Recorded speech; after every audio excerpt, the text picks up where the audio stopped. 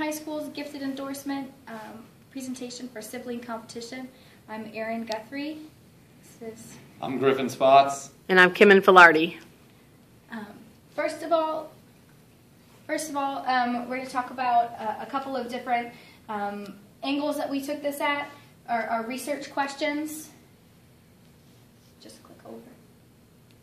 Oh, okay. Our research questions, first things first, we wanted to talk about how does giftedness affect sibling rivalry? How does it affect competition between siblings? And then we wanted to look at it from a couple different angles. Gifted versus a non-gifted sibling, and then two gifted siblings. How does parental or educational labeling affect the relationships themselves? How does competition different between gifted versus non-gifted siblings or two non-gifted siblings? So does giftedness affect sibling competition at all? And then what are some strategies that parents can use to discourage rivalry while encouraging achievement and healthy competition? Or do they even need to discourage rivalry?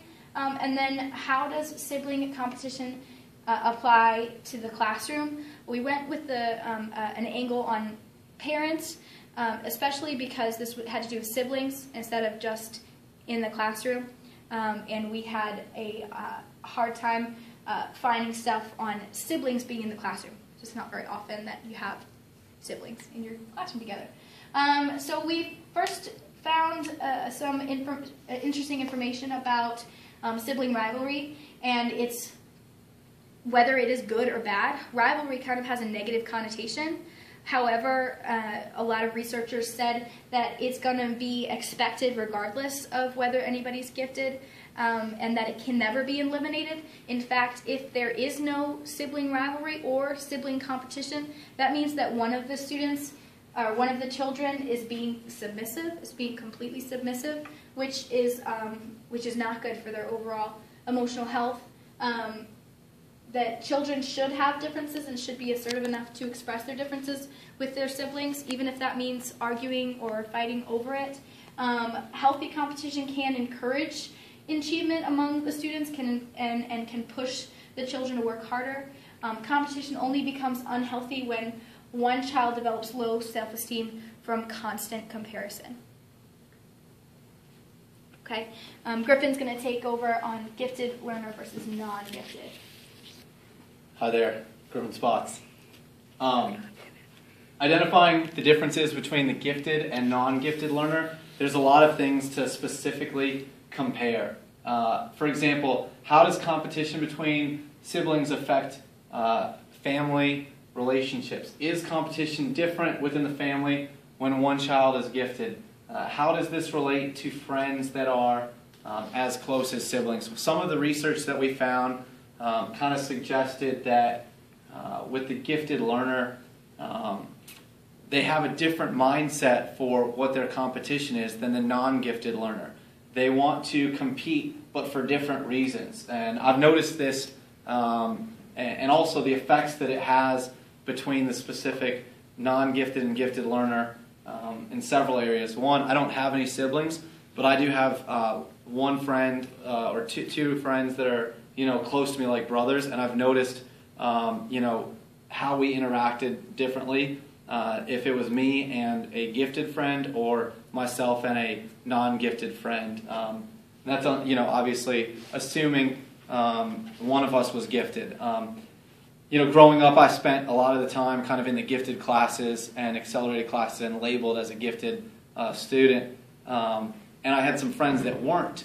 And I noticed in high school, at least, they cared far less about their academic success than I did. And I almost seemed motivated to succeed academically because I felt like I was labeled to be gifted. And because I was labeled as a gifted student, I felt like I had to live up to that expectation. And so I always felt like I had to produce results in the classroom to verify and validate myself in that way. Whereas I noticed friends that weren't necessarily labeled gifted, they would basically, blow off a class and say, well, I'm not going to work hard at this because it doesn't really matter. And they would kind of look down on themselves and say, well, it's not that big of a deal. And, I'm not a gifted student, so it's not a big deal if I don't do well because no one expects me to. and the expectations that I found were different based on how that student was labeled, perhaps. And then I noticed, when maybe that same student was labeled as strong in a subject matter, they put their full heart into it. So I almost felt like, from personal experience, I've noticed that the competitiveness between an individual and themselves can also stem from whether or not they think they'll be successful. And having that label of being gifted can sometimes change your expectations for how you think you should be able to do, and therefore change your motivation factors for that. There were two different types of competition that I noticed between specifically siblings as we researched this. There was the task-oriented competitiveness, which was kind of more aligned with being a gifted sibling, versus other-oriented competitiveness, which was aligned with being the non-gifted sibling. For example, task-oriented competitiveness, the gifted learner wants to excel because they want to complete the task to their highest ability and learn for the sake of learning. The other-oriented competitiveness, the non-gifted sibling or friend wants to excel because they want to outdo the other person. Okay? And we had research that backed that up.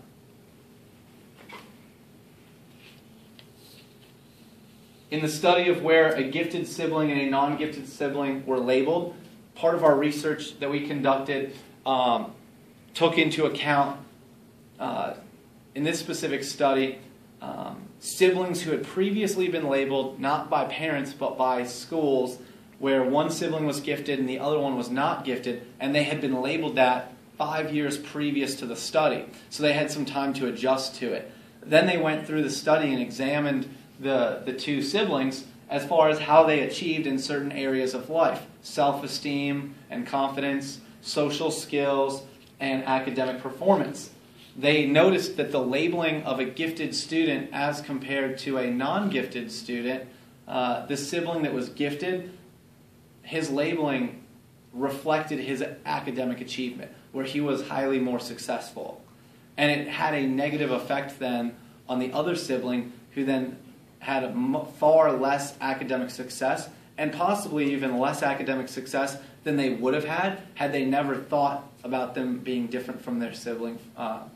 But then you look at the social skills and the self-esteem, and having one sibling be labeled gifted and the other not had no effect or difference on either sibling. Both of them had high self-esteem, and both of them had social skills that were unrelated to them being labeled. Okay, I specifically looked at gifted versus gifted siblings. If both siblings were gifted, we had a hard time finding a lot of research on this because it seems like more studies have been done when one sibling's gifted versus the other one non-gifted, and there haven't been that many studies conducted about two gifted siblings.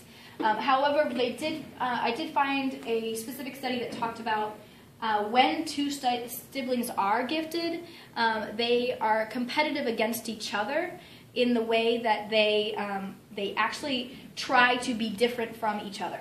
So when they're both gifted, they're attracted to being different from each other so they can receive special attention from their parents. And some differences could be just normal, just being neat versus sloppy, quiet versus loud. But then they also saw a pattern where one of the gifted students would be an overachiever and one of the gifted siblings would be an underachiever. So they were competing against each other, but at the same time, they were trying to be different because they'd been labeled the same. They wanted to try to assert their differences.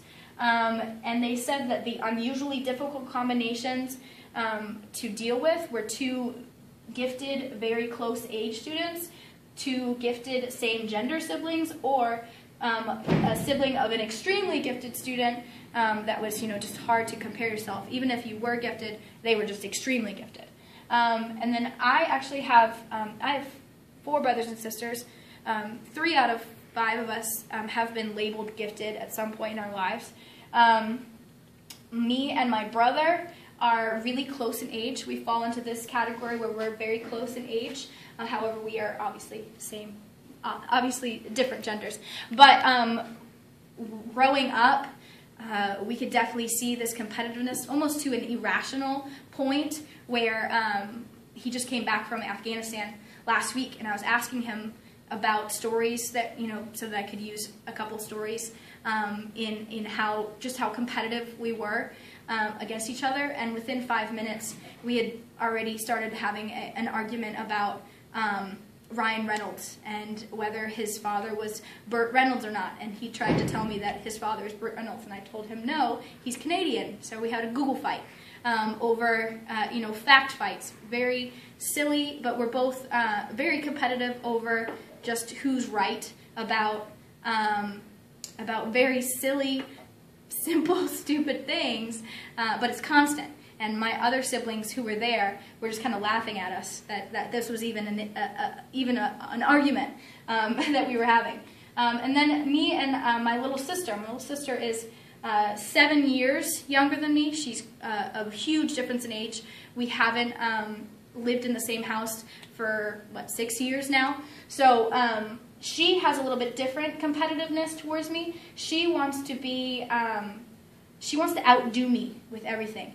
I graduated high school with a GPA of 3.9. She's trying for a 4.1 right now. And she makes sure that I know that she's doing better than I am. So in her way, we're both kind of overachievers. However, me and my brother, he was the kid in the class who every teacher was mad at because he wouldn't do a single bit of work, but he would get 100 on the test. So he was a complete underachiever, textbook gifted underachiever. Whereas I was the one who was the textbook gifted overachiever, where I was doing extra homework and mad that the teacher didn't grade it all. So we were very, we represent this study very well, my family. Next, Kimmy's going to talk about Kimmon's going to talk about parent tips for what parents can do in order to keep rivalry in a healthy way. All right. So the first thing is to avoid labeling, and a couple of things that they mentioned were where parents emphasize their children's differences. It seems to label them and limit their confidence in almost all of the areas. The next tip was to prioritize their education first, and it's important for the parents to consider all their children's intelligence, even if one seems a bit more intelligent in some ways than the others.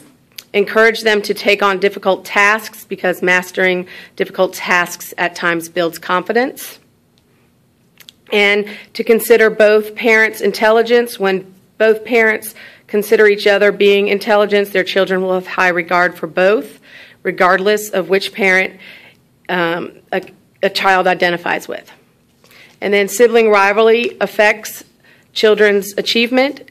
Children tend to easily assume that their achievement appears more impressive than their brothers and sisters' performance, if their brothers and sisters' performance is not as good. And it was suggested in this study that I looked at that the children should be more encouraged to admit their feelings of jealousy. They learn to handle these feelings better by accepting the challenge.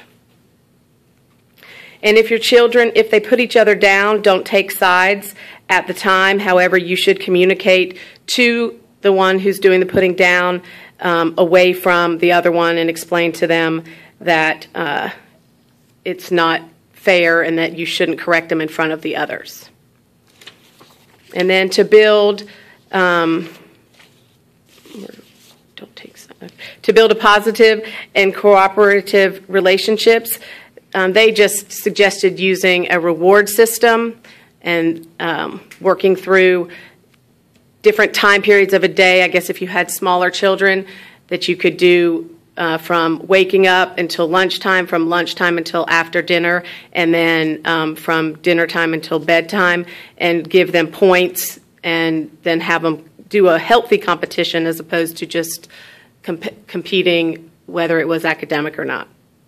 And then use surprise planning When a parent gets the children together to plan or surprise for another parent or another child, then the children seem to get involved in more cooperative planning or cooperative competition, and they feel closer. And then the last one, a tip that they mentioned was to don't even try to make them equal. Explain to them that you will be fair, but that fair is not always being equal.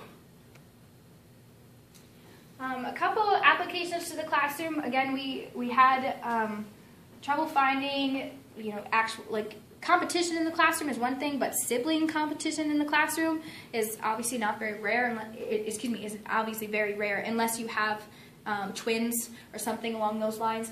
But we did want to apply competition at least. It seems that gifted students are often driven by competition in the classroom. So if you can, even underachieving students, if you can get them involved in a game or something that could be won or lost, then you can grab their attention at least for that day, easier than you could have if not. Task-oriented competitiveness that Griffin talked about, that one relates better to the classroom. Obviously, you don't want students to just try to be better than each other. You want them to actually, prove that they completed the task better or just did a better job at the project. Healthy competition between class periods or groups can increase participation and involvement. However, we wanted to do a caveat. Even though competition does increase involvement in some gifted students, not all gifted students are alike, and not all students are alike. Obviously, we don't have all gifted students in our classroom, so sometimes we have to be careful not to make our class so competitive that some of our students shut off. So competition is good in moderation and in the right time, in the right place. But it is not good in every instance. Here are all of our sources in our bibliography, and we had a lot of luck looking through the online Cobb virtual website. There was a lot of resources there. If you want to check them out, they are there.